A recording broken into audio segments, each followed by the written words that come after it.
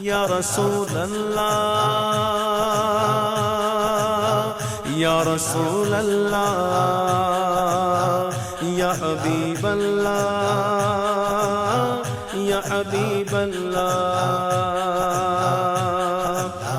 یا رسول اللہ یا رسول اللہ یا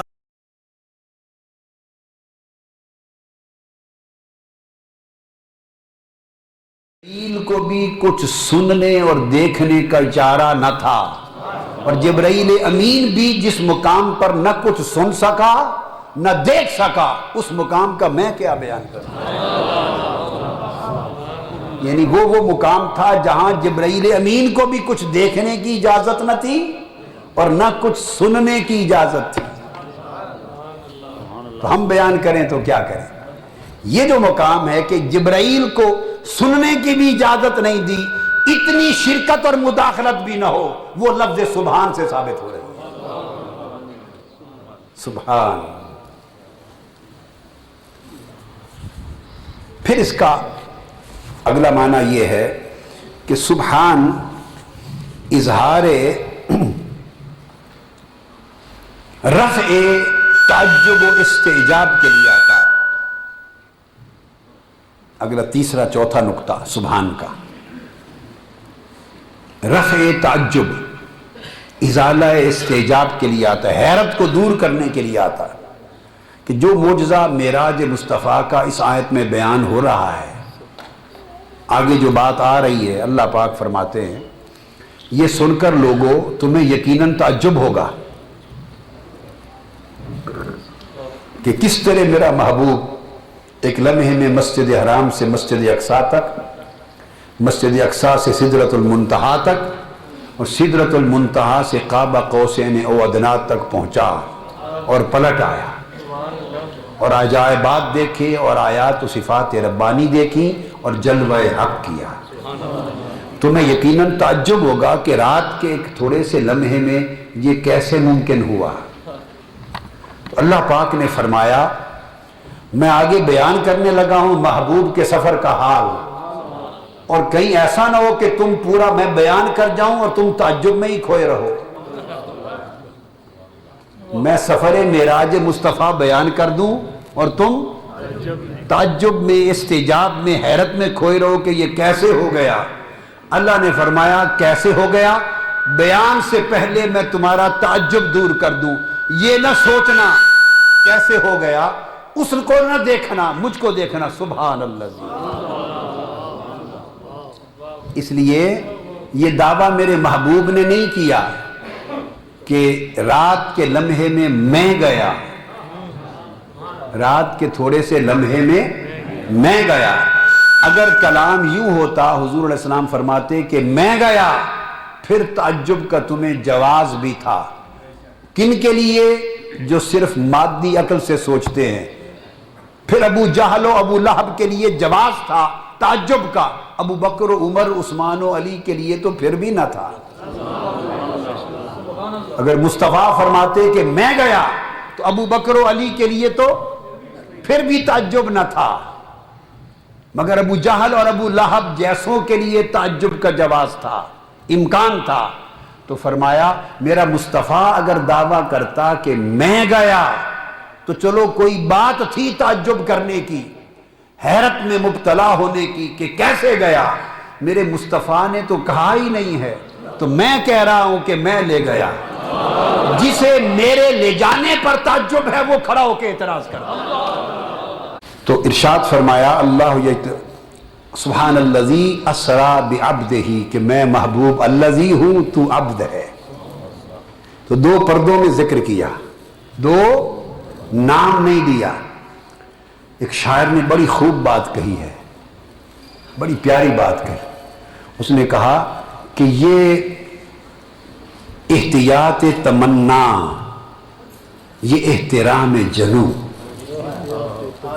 یہ احتیاط تمنا، یہ احترام جنوں کہ تیری بات کروں اور تیرا نام نہ لوں، کہ تیری بات کروں اور تیرا نام نہ لوں۔ محبوب ہمارا بھی تعلق تیرے ساتھ کچھ ایسا ہے کہ تیری بات کرتے ہیں پر نام نہیں لیتے، کہ کسی کو پتہ بھی نہ چلے اور جاننے والوں کو پتہ بھی چل جائے کہ لے جانے والا کون تھا، جانے والا کون تھا۔ اس انداز پھر ارشاد فرمایا اشارہ سر و سیر اسرا بعبدہ، کیا فرمایا؟ اسرا بعبدہ۔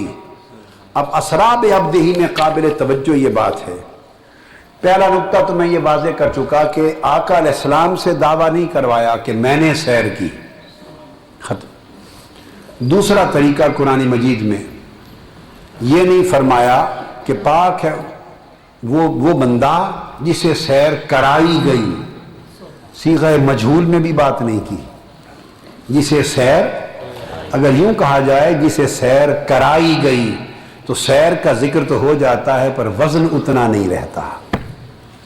اس کے برعکس اللہ رب العزت نے فرمایا اسرا بعبدہ، رب نے خود سیر کرائی، اسرا خود اللہ نے سیر کرائی۔ اس کا مطلب تھا سیر تو میرے مصطفیٰ نے کی مگر میری قدرت کے ساتھ کی۔ حدیث پاک کی طرف آئیں، آقا علیہ السلام سے پوچھا یا رسول اللہ آپ نے معراج کا سفر کس شے پر کیا؟ بخاری مسلم کل احادیث نبوی بیان معراج پر متفقہ بیان کرتے ہیں۔ یا رسول اللہ کس سواری پہ کیا؟ آپ نے فرمایا براق پر۔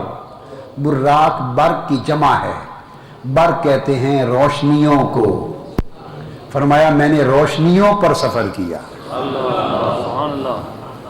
اب وہ جو اس کی شکل صورت بیان فرمائی وہ تمثال ہے، آقا علیہ السلام نے روشنیوں کو ایک، جیسے قرآن مجید نے فرمایا ارسلنا الیہا روحنا فتمثل لہا بشرا سویا، اس نے نور جبرائیل کو متمثل کر کے حضرت مریم کے پاس بھیجا، تو نور متمثل ہو کے آ گیا، نور جبرائیل، تو گویا اس جانور سواری کی شکل میں روشنیاں انوار متمثل ہو کے آئے۔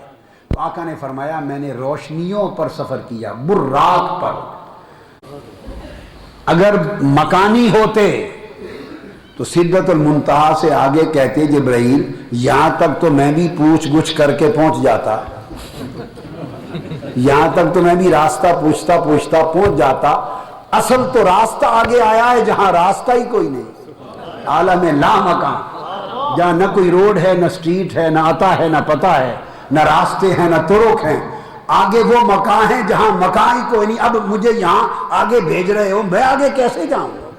نہیں پوچھا، اس لیے کہ حضور نے فرمایا ہاں جبرائیل یہاں تک تم آئے یہ ادب اور خدمت کا تقاضا تھا، اب تو نبی ہو کوئی نہیں، میں تو اب اپنے وطن میں آ گیا، تو وطن کے راستے کون بھولتا ہے؟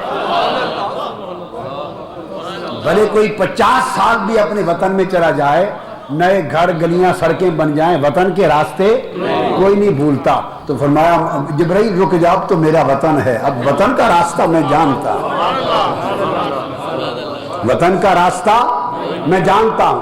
اچھا آپ کہیں گے قادری صاحب یہ آپ نے ذوقی تفسیر کر دی، اپنے ذوق اور وجدان کی کیفیت میں کہہ دیا کہ میرا وطن ہے اور اس وطن کا راستہ کوئی نہیں بھولتا، کوئی سند بھی دیں، آؤ تو قرآن کی سند ہے، قرآن کی سند ہے۔ قرآن نے کہا سورہ والنجم میں صحابہ سے خطاب کیا، جب اس مقام پر جا پہنچے فرمایا ما ضل صاحبکم وما غوا، ما ضل صاحبکم وما غوا، کہ تمہارے صاحب نہ بھٹکے نہ بہکے، تمہارے صاحب نہ بھٹکے نہ بھولے، خدا کہہ رہا ہے۔ اور اس کا اطلاق عالم مکان کے سفر پر تھا۔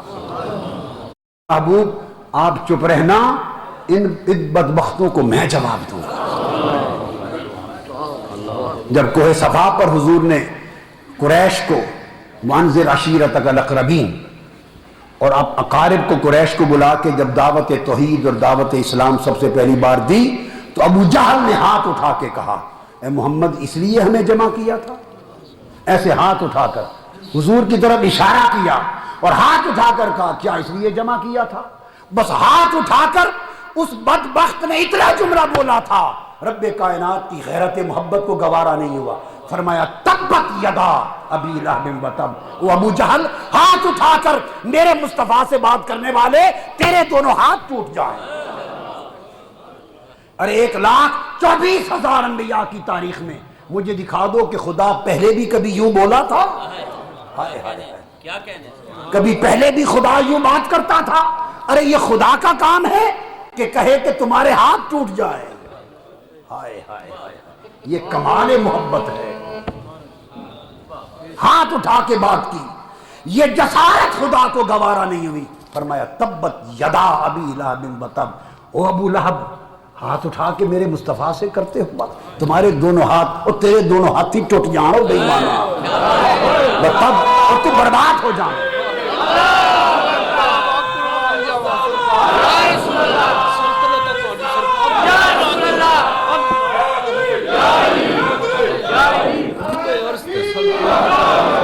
پھر ابو لہب کی بیوی آقا کو تکلیف دی، اوجری لا کے سجدے میں گرا دی، تکلیف دی، اس نے ہاتھوں سے تکلیف دی۔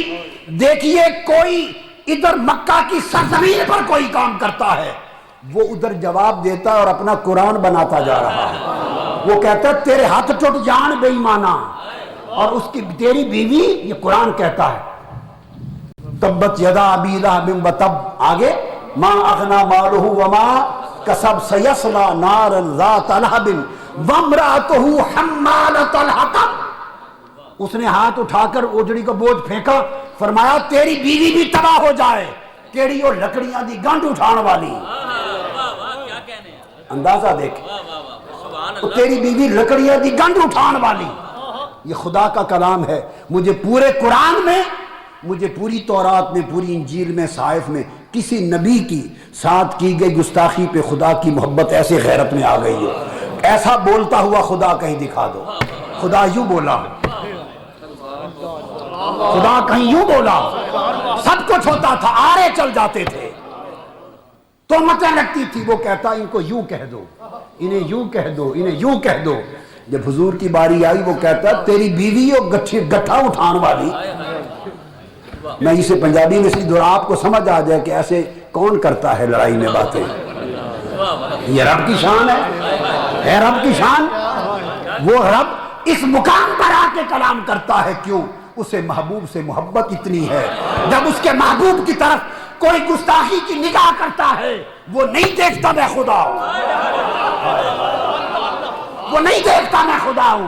دنیا کیا کہے گی، دنیا کیا کہے گی، اس وقت وہ نہیں دیکھتا میں خدا ہوں، وہ کیا